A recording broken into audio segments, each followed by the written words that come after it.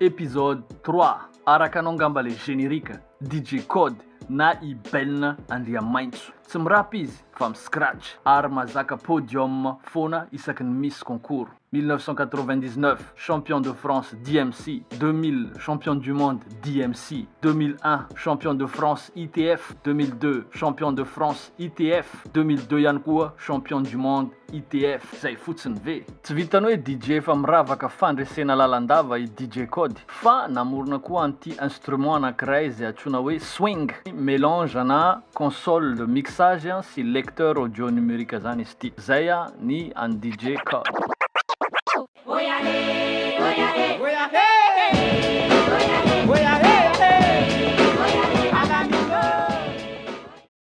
Épisode 4 Mr Flow. Pegaluna anaty maizy Saïdou Zitumbi na Mr Flow, Comoriana malagasy renommé, mpikambana ary namorona ny groupe différents types izay tao anatin'ny Mafia Kinfree, doboka boom bap tsy misy wawawa ity fa tonga de vavany.